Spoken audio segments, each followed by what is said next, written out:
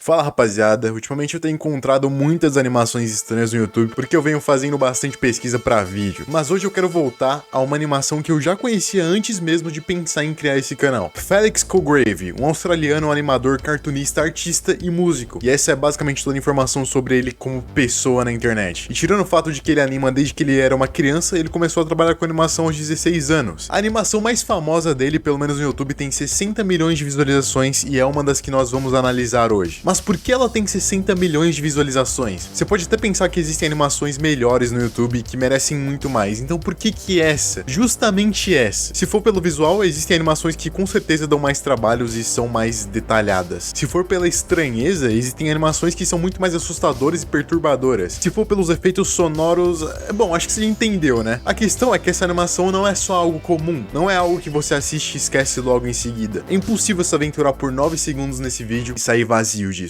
Esse vídeo tem mais Shakespeare que o próprio Shakespeare, e eu não vou me surpreender se ao final desse vídeo o nome do canal se tornar Double King ao invés de Hamlet. Ok? Chega de piada que ninguém vai entender. Double King, ou Duplo Rei. Fato interessante, essa animação foi feita em 2 anos e só tem 9 minutos, então sim, deu muito trabalho, mas valeu a pena. O vídeo começa com o rei sendo carregado por seus subordinados, depois ele sobe uma montanha, entra na boca de uma estátua estranha e vê uma espécie de guarda-rato, que obviamente não faz nada, afinal, o cara tem uma coroa na cabeça. Mas por que isso é importante?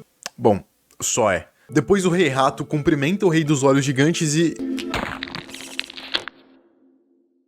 parece que ele não tava muito pra conversa nesse dia. Nesse momento a gente pode ver os olhos do rei crescendo, como se aquele poder tivesse o efeito de uma droga. E talvez com isso a gente consiga entender melhor os efeitos da ganância em quem já tem o suficiente, ou mesmo uma analogia pra drogas. Esse início mostra pra gente o conceito da animação. Um rei viciado em poder indo atrás de outras coroas pra vestir. Depois de ter matado o Rato Rei, os cidadãos dele caminham até o reino do Rei dos Olhos Gigantes e começam a servir ele. Então ele os olha com desconfiança e deixa uma ratoeira com queijo. Eu não sei pra vocês, mas isso me lembrou muito aquelas situações onde o rei dominava uma cidade, mas não sabia muito bem o que fazer com os prisioneiros da guerra, então ele matava eles, ou pelo menos fingia que cuidava. É mais ou menos o que acontece hoje em dia em muitos países. Os governantes que já têm muito poder não sabem o que fazer com seus povos e simplesmente fingem que alimentam, mas por trás eles não se importam e tudo aquilo é uma armadilha, dando só migalhas pra eles. Depois disso a gente vê uma rei cabra que deixa a coroa cair abaixo das nuvens. Ela cai em cima de uma nuvem que cria consciência, faz chover e cultiva uma abóbora rei. Nosso rei original chega e destroça a abóbora rei. Só que por algum motivo essa coroa apodrece e dela sai uma mosca rei, que é dilacerada. Então a pequena coroa é colocada como um anel. Isso pra mim soa como uma analogia onde um governante ganancioso quer até mesmo a menor das fortunas pra si. E novamente, não é uma situação muito diferente da que a gente vive, onde os políticos pegam cada centavo, mesmo das pessoas que não têm muita grana, por pura ganância e maldade. A maioria dos filósofos antigos diriam que a maldade é originada na ignorância, mas eu não acredito mais nisso. Esses políticos têm todas as oportunidades do mundo para se educarem, têm todo o dinheiro do mundo para poderem aprender mais sobre o seu povo e sobre o seu país, sobre o mundo em si, mas eles não fazem, eles só não querem. Ou pior, eles sabem de tudo o que acontece de ruim e mesmo assim eles continuam. Existe sim maldade pela ganância, mas também existe maldade pela maldade. O Rei dos Olhos Gigantes é um exemplo disso. É claro que ele é meio obcecado, meio drogadinho, né, mas ele ainda assim faz só pelo mal, ou pelo menos ele começou por isso, travando guerras que não necessariamente vão dar em algo. Depois ele mata uma serpente gigante e um peixe gigante, começa a atacar um reino de borboletas. Só que antes da gente ser apresentado a esse reino de borboletas, a gente vê um reino monárquico de lagartas. Quando as lagartas viram borboletas, elas voam para uma cidade no céu. Talvez isso seja algo simbólico para dizer que as pessoas são mais livres em um reino livre de reis ou comandantes. E não, eu não tô incentivando ninguém ao anarquismo, ok? Então ele vai morar em cima de uma montanha que parece uma coroa gigante, mas só parece mesmo, não é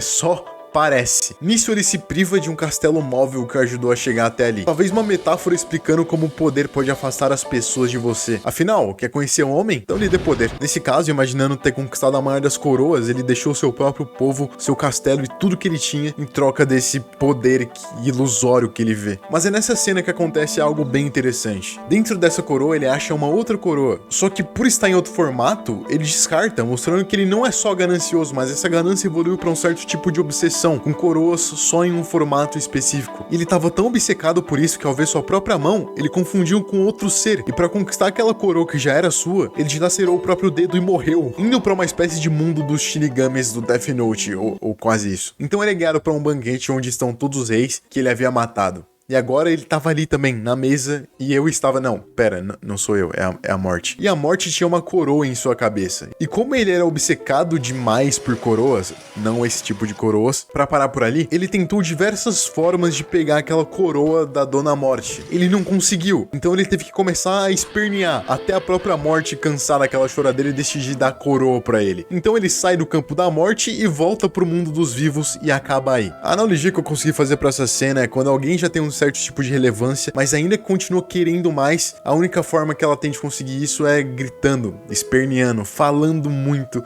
e às vezes até falando bosta, né? É aquele ditado, mama quem chora. Eu acho que é mais ou menos isso. Mas por que ele quer essas coroas? O Rei dos Olhos Gigantes deseja essas coroas porque talvez ele tenha medo de ser quem ele é sem ela. Em alguns momentos da animação, existem cenas que nos mostram pessoas iguais a ele dentro de uma caverna. Ele encara elas, e por algum motivo ele quer ser o mais diferente daquilo possível. Esse é basicamente contraponto à caverna de Platão. Se você não conhece, aqui vai. Você vive em uma caverna desde que nasceu e tem uma fogueira que nunca se apaga atrás de você. Você cresceu acreditando que as sombras que outras pessoas projetavam era o mundo. Mas um dia você subitamente se liberta dessa caverna e conhece o mundo como ele realmente é. Você volta pra caverna pra ir contar pras outras pessoas que estavam com você, mas ninguém acredita. E aqui essa história tem dois finais. Ou esse povo te mata, ou você foge. Não tem o terceiro final que seria voltar pra caverna. E o que o Double King nos mostra é que era melhor ter ficado na caverna. A liberdade pode ser linda se você aguentar ela. Se você não precisar ser obcecado por algo pra ser livre, se você não depender de nada. Mas se você depende de algo, de certa forma você ainda tá na caverna. Então era melhor só ter continuado nela com as outras pessoas do que ter feito muitas coisas ruins. Recentemente rolou uma discussão no Twitter do Monark falando sobre liberdade, e eu acho que assim como o amor tentam vender pra gente, aquele amor ilusório e perfeito que nunca existiu e nunca vai existir, assim é essa liberdade que tentam vender pra gente. A liberdade, ela não existe de verdade. Primeiro que a gente já começa limitado pelo nosso próprio corpo, mas o que a gente pode fazer é, assim como esse amor perfeito, amor platônico, dividir a liberdade em várias camadas, como liberdade de expressão, liberdade de ir e vir, entre várias outras liberdades. Liberdade de segurança para andar à noite sozinha sem ninguém te assaltar ou interferir na sua vida. Mas enfim, sinceramente eu acho que também tem muita filosofia maquiavélica nessa animação, mas como eu não entendo muito, eu preferi me abster de falar do que falar bosta aqui. Bom, deixem aí nos comentários as suas interpretações sobre essa animação, assistam por si próprios, porque aqui eu dei uma pincelada bem rápida e tem muito mais detalhe que você pode perceber do que eu. E além da animação, esse vídeo tem uma música impecável. É isso, eu vou ficando por aqui, comentem aí o que vocês acharam, deixa o gostei, se inscreve, um abraço e tchau!